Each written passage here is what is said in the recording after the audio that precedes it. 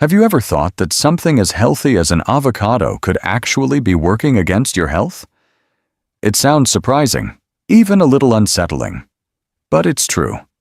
While this creamy green fruit has earned its place as a superfood, especially among health-conscious folks like yourself, there are real risks hiding beneath its smooth surface.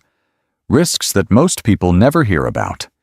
And if you're over 60, some of these risks could affect you even more. Let's be honest, many of us add avocado to our breakfast toast, our lunchtime salad, or even a protein smoothie, believing we're doing something wonderful for our bodies. And in many cases, we are. But what if I told you there are 6 common mistakes people make with avocados that could quietly sabotage your health goals, or worse, lead to complications with your medications, digestion, or allergies? That's exactly what we're going to uncover in today's video. These aren't just casual tips. They're backed by science and years of nutritional research. And by the end, you'll not only understand how to avoid these pitfalls, but also how to get the most benefit from avocados without worry. So before we begin, if you're someone who eats avocados regularly, I'd love to hear how you usually enjoy them. Comment below and tell me. And if you care about your health and love learning these science-backed insights in a calm, clear way, don't forget to subscribe to Health 365. You'll be joining a warm, supportive community focused on aging wisely and living fully. Now let's dive into the first big mistake that most people, especially older adults, make with avocados. It has to do with a hidden natural toxin that almost no one talks about. There's a natural compound found in every part of the avocado plant called persin. It's not printed on labels, not mentioned in recipes, and hardly anyone talks about it. But it's there, inside the leaves, bark, seeds, skin, and yes, even in the flesh that we eat. Now don't worry just yet. Persin in ripe avocado flesh is present in very small amounts, and for most healthy people, it doesn't pose an immediate threat. But if you eat avocados often, or every single day, it's something worth knowing. You see, persin is a natural fungicide, a defense mechanism the plant uses to protect itself from pests and mold. But in our bodies, especially if we're more sensitive or have liver issues, that same compound can cause subtle trouble over time. A lab study published in a toxicology journal showed that avocado extract caused DNA damage in white blood cells in a petri dish under controlled conditions. Now, that doesn't mean eating avocado will damage your DNA, but it does remind us that even natural foods contain compounds we should respect, not overuse. Especially as we get older, when our liver function can slow down and our tolerance for certain plant chemicals may decrease. What's even more concerning is what persin does to animals. In birds, it can lead to heart problems or even death. In mammals like goats or horses, it can cause swelling of the mammary glands and heart failure. Humans are more resilient, of course, but we're not immune. If you've been eating avocados daily and start noticing things like fatigue, digestive upset, or skin changes, it may be worth taking a short break and seeing how your body responds. That's why many nutritionists now recommend what they call a 5-on, 2-off approach. Eat avocado for 5 days, then take 2 days off.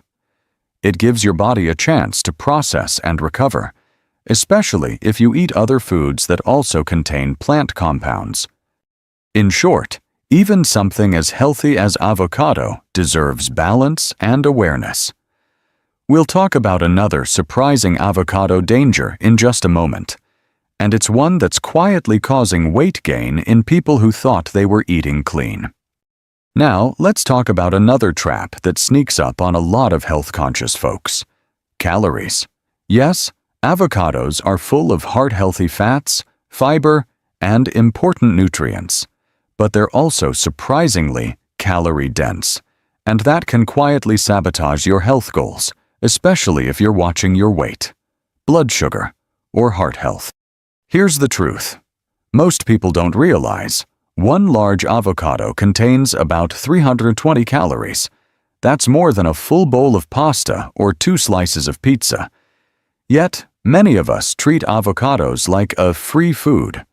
We spread them on toast, toss them into salads, blend them into smoothies, or even eat one plain as a snack. And it adds up fast. You might think, but it's a good fat, right? Absolutely. It is. The monounsaturated fat in avocado is one of the best types of fat for your heart. But your body still sees calories as calories, whether they're coming from cookies or avocados. And when you're in your 60s or beyond, your metabolism naturally slows down, which means every extra bite matters more than it did a few decades ago. Research actually supports this balance. One large clinical study followed people who ate 1 avocado every day for 6 months. Their weight didn't go up, but only because they were carefully portioning and substituting, not adding it on top of everything else. In other words, they didn't add an avocado to an already big sandwich or salad. They used it in place of other fats, like mayonnaise or cheese. So, what's the right amount? Most nutrition experts suggest about 1/3 of a medium avocado per serving. That's roughly 50 grams or 80 to 100 calories. But here's what really helps. Track your intake for just 1 week. You may be surprised at how often that innocent-looking green fruit shows up on your plate. If you've been eating half or even a whole avocado every day without adjusting other parts of your diet, it could explain why the scale isn't moving, or why your clothes feel tighter even though you're eating healthy. Remember, avocados aren't the enemy, but even the best foods can work against us when we go overboard. Up next, let's talk about a risk that's even more serious and could affect you without you knowing it, especially if you've ever had a reaction to latex. Now here's something many people have never connected to avocados, but it could be one of the most dangerous risks, especially for those with hidden allergies. It's called latex fruit syndrome, and if you've ever reacted to rubber gloves, balloons, or medical equipment, you need to pay close attention. Latex fruit syndrome is a condition where people who are allergic to natural rubber latex also react to certain fruits and avocado tops that list. The reason? Both latex and avocados contain similar proteins that can confuse the immune system. So even if you've never had a full-blown allergic reaction, you may still have a sensitivity that's been flying under the radar. Doctors have found that up to 50% of people with latex allergies also react to avocados. That includes people who work or worked in healthcare, cleaning, food service, or even gardening. Jobs where contact with latex gloves or rubber products is common. Sometimes the allergy develops slowly, with symptoms that feel mild at first: a tingling mouth, a scratchy throat, or swelling in the lips after eating avocado. But it can also escalate quickly. Some folks experience full-body hives, difficulty breathing, dizziness, or even anaphylactic shock, a life-threatening condition that requires immediate medical attention. And because so few people realize the connection between latex and certain fruits, these reactions often go misdiagnosed or misunderstood. If you've ever had a strange or uncomfortable feeling in your mouth after eating avocado, or if you've had a reaction to latex, you may want to speak with your doctor about getting tested. It's better to be safe than sorry, especially as our immune systems change with age. And here's one more tip. Many other fruits share this cross-reactivity, including bananas, kiwis, and chestnuts. If you've had trouble with any of those, avocado might be on your personal watch list too. Of course, not everyone is at risk, but this is exactly why it's so important to understand how your unique body responds to certain foods.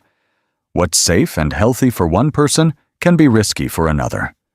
Next, we'll explore another avocado mistake that has nothing to do with allergies or calories, but everything to do with how you cut and store them. And trust me, it's a safety issue many people overlook. It might seem like common sense, but many people, especially those who love fresh produce, don't realize just how easily avocados can become contaminated. And unfortunately, the way most of us cut and keep them may be setting us up for serious foodborne illnesses. You see, avocados grow in warm, humid climates, perfect conditions not just for the fruit, but also for bacteria like Salmonella, E. coli, and Listeria. These bacteria don't just sit on the skin. They can cling deep into the rough outer surface, finding small crevices where they're protected, even from a quick rinse. Now here's the real problem. When you slice an avocado without washing it first, your knife can pick up those bacteria and drag them straight into the flesh, the part you're about to eat. And because avocados have such a mild taste and creamy texture, you probably won't notice anything wrong. Spoiled or contaminated avocados often look and taste completely normal. Even more concerning, once an avocado is cut, it becomes a perfect breeding ground for bacteria. Its high moisture and fat content, combined with being left out at room temperature, allows germs to multiply quickly. Food safety experts call the range between 40 degrees and 140 degrees the danger zone. Within this range, harmful bacteria can double every 20 minutes. So what can you do? Start by always washing your avocados under cold running water for at least 30 seconds before cutting, even if you don't plan to eat the skin. Use a clean knife and cutting board, preferably ones that haven't touched raw meat or unwashed produce. Once the avocado is sliced, refrigerate it right away in an airtight container. Never leave cut avocado at room temperature for more than 1 hour. Whole avocados can be stored at room temperature until they ripen. But once ripe, they should go straight into the fridge and be used within 5 to 7 days. And if you've ever scraped off the brown part and thought, "It's still good underneath," just be cautious. That discoloration could signal spoilage that's not visible or safe. Taking these simple steps makes a big difference, especially for older adults who may have a slightly weaker immune system and less resistance to foodborne bacteria. Now that we've covered food safety, let's talk about another silent danger, one that has nothing to do with how you cut an avocado, but everything to do with the medications you might be taking. Now, here's where things get a little more serious, especially if you're on daily medications, like many people over 60 are. Did you know that something as innocent as avocado can interfere with your prescriptions? Most doctors don't mention this, and it's rarely printed on a label. But certain compounds in avocados can change how your medications work, sometimes in dangerous ways. Let's start with blood thinners, like warfarin, Coumadin, or newer ones like Xarelto or Eliquis. These medications help prevent clots and strokes, but they rely on you having a consistent intake of vitamin K. Not too much, not too little. And here's the twist. Avocados contain moderate amounts of vitamin K. If you suddenly start eating them every day, you might throw off the delicate balance your doctor worked hard to establish. Too much vitamin K can cancel out your blood thinner, increasing your risk of a clot. But if you suddenly stop eating vitamin K-rich foods like avocado after having them regularly, your blood could become too thin, putting you at risk for bruising or internal bleeding. But that's not all. Avocados are very high in potassium, even higher than bananas. 1 cup contains around 975 milligrams of potassium. For most people, that's great for blood pressure. But if you're taking medications like ACE inhibitors, ARBs, or potassium-sparing diuretics, this can lead to hyperkalemia, a condition where potassium builds up in your blood. That can cause irregular heartbeat, muscle weakness, or in severe cases, cardiac arrest. Even if you're managing diabetes, you should proceed with care.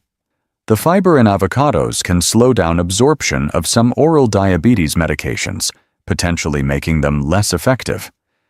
Meanwhile, their healthy fats can actually enhance insulin sensitivity, which sounds helpful. But in some cases, it might cause unexpected drops in blood sugar, especially if you take insulin or sulfonylureas. This doesn't mean you have to stop eating avocado, but it does mean you should talk to your doctor before making them a daily habit. Let them know how much you eat and how often, so they can help adjust your dosage if needed. And now, there's one final risk we haven't covered yet, one that's especially personal and easy to miss. It's not about toxins, calories, or medicine. It's about how your own body reacts to avocado in ways you might not even recognize. You see, even if avocados are packed with healthy fats and nutrients, they're not a perfect fit for everyone. And for some older adults, they may cause subtle, but very real, problems that are easy to miss or misinterpret. Let's start with digestion. A whole avocado contains over 13 grams of fiber.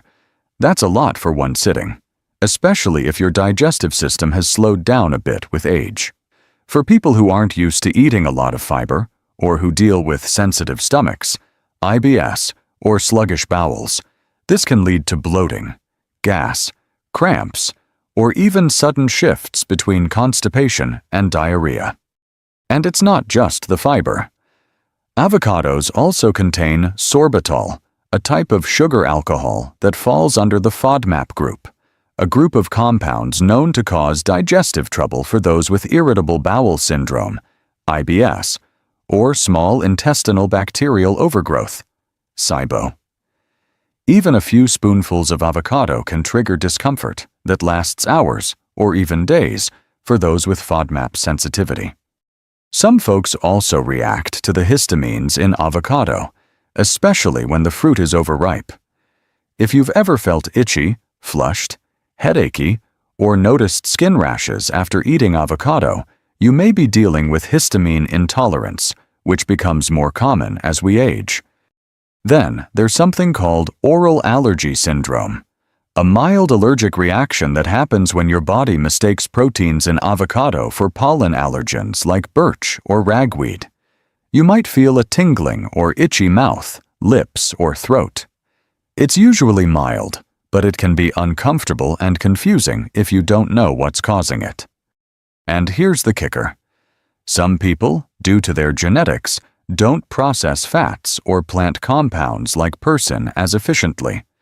Combine that with age-related decline in enzyme production, and suddenly, a food that's healthy on paper becomes harder for your body to handle. So how do you know if avocado is affecting you? The answer is simple, but powerful. Pay attention. Keep a little food journal. Track what you eat and how you feel over the next 24-48 hours. If you start noticing patterns, digestive changes, skin issues, unusual fatigue, it may be your body's quiet way of asking for less. And now that we've uncovered all 6 of these hidden risks, let's bring it all together and talk about how you can still enjoy avocado safely and confidently, without fear. Because yes, when done right, it is still one of nature's best foods. So, yes, avocados can still be one of the healthiest foods on your plate, if you treat them with the care and respect they deserve. Like so many things in life, it's all about balance, awareness, and listening to your body. We've talked about the 6 key mistakes, from ignoring the natural toxin persin, to overeating and hidden allergies, to medication interactions and storage safety. But the truth is, when you enjoy avocados in the right amount, prepared safely, and in a way that suits your body, the benefits are still remarkable. Better heart health, improved nutrient absorption, and even protection for your eyes and brain. If you're new to eating avocado, start slow. And if you've been eating them daily, maybe take a short break or adjust your portion. There's no one-size-fits-all. Only what works best for you. Now I'd love to hear from you. Have you experienced any strange symptoms after eating avocado? Or do you have a favorite way of preparing it that's worked well for your health? Leave a comment below and share your story. It might help someone else. And if you found this helpful, please subscribe to Health 365. We're here to help you age wisely, eat well, and feel empowered every single day. More practical, science-backed videos are coming soon.